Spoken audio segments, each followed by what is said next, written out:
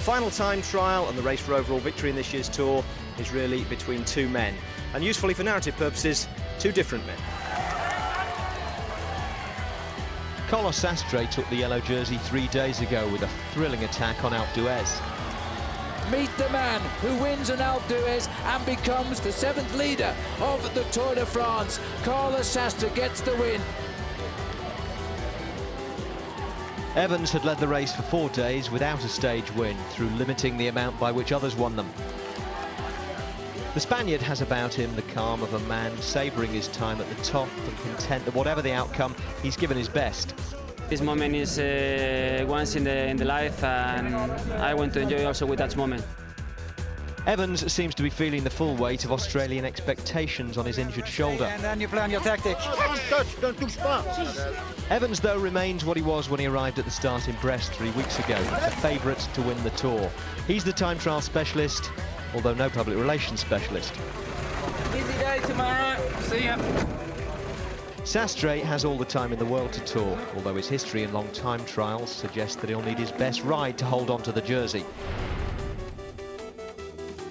Well, that's what Carlos Sastre will be fighting to defend, a lead of 1:34 over Cadel Evans in 4th place.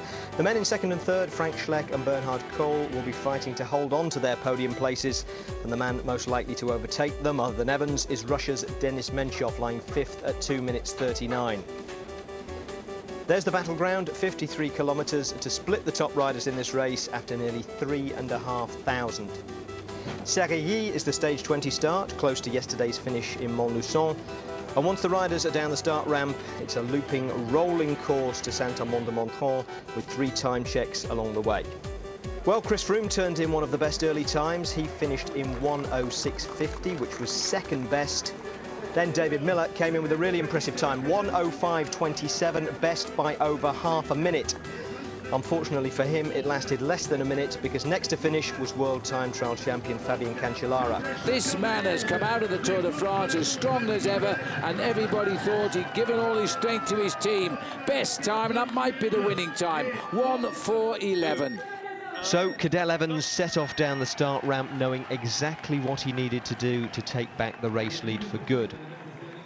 Carlos Sastre rolled away 9 minutes afterwards with the advantage of having Evans pass through the time checks ahead of him. Information which would be instantly relayed back through his radio earpiece, and the first check was at 18 kilometres. The pressure that Cadel Evans is going through at the moment is really very difficult. He's got a great battle that he's got against Bernhard Kohl. Bernhard Kohl is actually doing rather an impressive ride. Cadel Evans has gone through there with 6th best time, 38 seconds down on the fastest men, Schumacher and Cancellara, but that's not important. No, but it wasn't a good sign. All that mattered, of course, was the time it took Carlos Sastre to reach the same point. Well, Paul, it's not the gains we expected to see, is it, by Cadel Evans over Sastre? That is nothing at the first check, quite honestly. Well, Phil, at the first time check, Carlos Sastre has only conceded 12 seconds to Cadel Evans. Now, if you work that out, it should be 36 seconds at this point. Carlos Sastre is riding the time trial of his career. Evans was fast running out of road to make up the time he needed. The next check at 36 kilometres would tell him. This is the crucial check again here now. Evans at the 36-kilometre check at Charenton-du-Cher. Lang here is in 7th place. Evans comes in 7th with 44.08.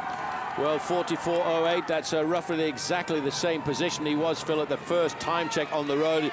It's a pity we can't get those dark sunglasses away from him to see what his eyes are looking like, to see what the expression is on his face. He's really struggling with this. Look at him trying to battle that gear. He is fighting his gear here, Phil. He does not look fluid at all. No. He's got his gears up a fraction because he knows how important this is. He's looking at the start of the day for 1:34 seconds. So far, he's hardly pulled back any of that. Here's Stefan Schumacher in the finishing straight. Well, this is going to be a great time. He's taken 27 seconds out of the world champion on the last 2 checks, but has he converted that to be the surprise yet again in a time trial? He can see the clock, and surely he's going to be the new leader here. It is still a long way up, but this is another incredible ride by Stefan Schumacher. I think this will be the best time of the day. Oh, Cancellara will not believe that. 1:03.50, and that is the best time. Sastre is coming up here and he's challenging the time of Cadel Evans at the 36-kilometre mark. Well, as he starts to slip away, still a fair way to go. Don't forget, Cadel Evans at the moment has gone over the top of Cole. He'll go over the top of Schleck, so he's in second place in the Tour de France if we get down to the finish quickly. This man is still holding on to that leader's yellow jersey. There's the 13th place of Cancellara, the winner, the leader. He goes to 14th time, 44.31, I think it was. Whipped away rather quickly there. Yes, in fact, he's only lost 23 seconds to Cadel Evans at the 36-kilometre point, Phil. And I worked out before the start of the day, Evans needed to pull back approximately 2 seconds per kilometre if he was going to beat Carlos Sastre. Yeah. So far, he hasn't even done that. Sastre is running at an expense of only a loss of 26 seconds at the moment to Cadel Evans on the day. And you know, he's never ever been that close to Cadel Evans, remotely close to that of Cadel Evans in his life. 61 seconds I think he's made and lost to Cadel Evans in the past. That's the closest he ever got. But right now Cadel Evans has not been able to drag that time. 1:34 he wanted. Once he hits the line, the clock will count it down. It's an awful long way through the chicane. This is a very tricky bend here. Once he straightens up off that barrier, he's racing for the line. Cadel Evans, his Tour de France has been all about a yellow jersey. He's worn the yellow jersey, but today I think he is not going to win the Tour de France, but with a bit of luck he is going to finish second for a second year, and that itself is a tremendous thing for anybody to do. Evans bobs up to the line. There's the time of Menchov has gone by. He's behind Menchov. He's been going through the checks in 7th place. That's the way it will be. He is coming in at the moment with the 7th best time of 1:05.56. And look at this, the yellow jersey is about to catch his own teammate. Frank Schleck started 3 minutes behind Carlos Sastre. Carlos Sastre this afternoon has ridden, Phil, the time trial of his life, of his career, and he's looking now at the end of this road at a yellow jersey. And he goes straight by him, no time to say hello right now, because a yellow jersey is at stake. But Bernard Cole, Phil, has done a phenomenal ride. He's not going to rival the time of Cadel Evans. That's just as well. 1 second is all the difference. He must not finish 1 second better than Evans. If he does, he will be up there. And now Cadel Evans has gone above him by that 1 second.